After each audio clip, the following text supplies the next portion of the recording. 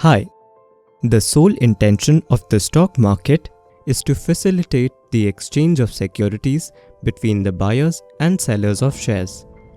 So, every transaction in the stock market involves two parties, a buyer and a seller. When one individual buys a certain number of shares, there is another who is ready to sell those shares. This transaction comes to an end or is settled when the buyer receives the shares and the seller receives the consideration for the same. So have you ever wondered how the entire process works out? Like when you buy shares, how do they end up in your demat account?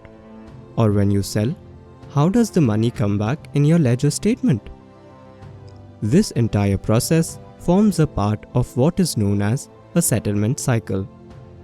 In this video, we will help you to understand how the trade settlement cycle works in India. To begin with, let us first understand the term settlement cycle. Settlement cycle refers to the period between the trade date, which means a period when an order is executed in the market, and the settlement date, when a trade is considered final, with the buyer becoming the record holder of the shares. During this period, both the buyer and the seller must fulfill their obligations to complete the transaction. India is one of the most advanced nations when it comes to trade settlement, and the market follows the rolling settlement, that is T+2 settlement cycle. So here, T means trading day and 2 means 2 consecutive working days after T or trading day, excluding all holidays. Thus, the trades are settled on the second working day after the trade is executed. However, derivatives or currency or commodity trades are settled mark to market at the closing price and are settled on a T+1 basis.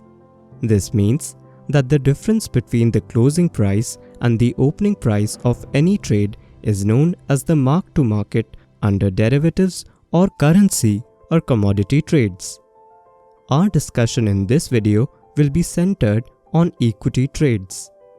Once we have understood the term, let us now delve further to understand how the whole process of trading and clearing leading to settlement works in a secondary market. The first step in the process involves placing a buy or a sell order with the broker, stating the desired price and quantity. The broker then collects the order and passes it on to the stock exchanges, NSE or BSE. The stock exchanges use an electronic order matching system to match the costliest buy prices with the cheapest available sell prices, depending upon respective quantities and the prices asked for. So, the trading gets completed on the first day or T day. Once the order is matched and the trade gets executed on the next day or on T+1 day, the clearing process gets started. Clearing is the process of identifying the securities owed to the buyer and the amount of money owed to the seller. This task is managed by the clearing houses or central counterparties, namely the NSE Clearing Limited, that is the NSDL, and the Indian Clearing Corporation Limited, that is the CDSL. The clearing houses act as a buyer to every seller and the seller to every buyer, guaranteeing the settlement of all trades in case a buyer or seller defaults. They match the buyer and seller and initiate the debit and credit process. Once the necessary obligations of fund transfer are done, they approve the deal and the process heads towards the settlement of shares or the money to the investor's account. On the T+2 day or the settlement day, the required obligations identified by the clearing corporations need to be fulfilled. That is, the buyer's demat account should get credited with the shares he has bought, while the seller's bank account should reflect the sale consideration. This is better known as the pay-in and pay-out day. the transfer of the required shares is facilitated by the depositories NSDL and CDSL.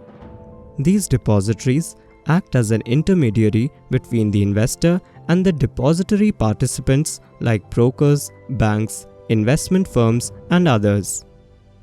They ensure that the required shares are made available through the pool account of members available with the depository participant, and then transfer these shares to the account of the other party on the payout day.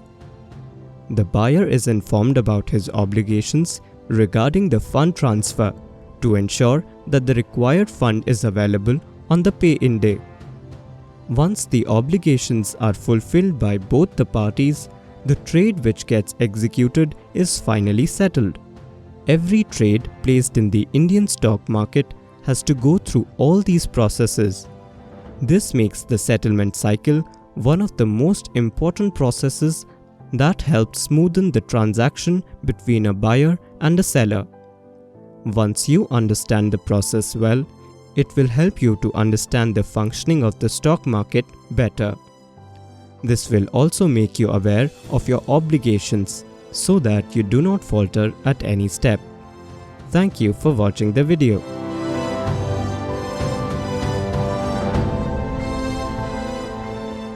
Investment in the securities market are subject to market risks. Read all the related documents carefully before investing. Such representations are not indicative of future results.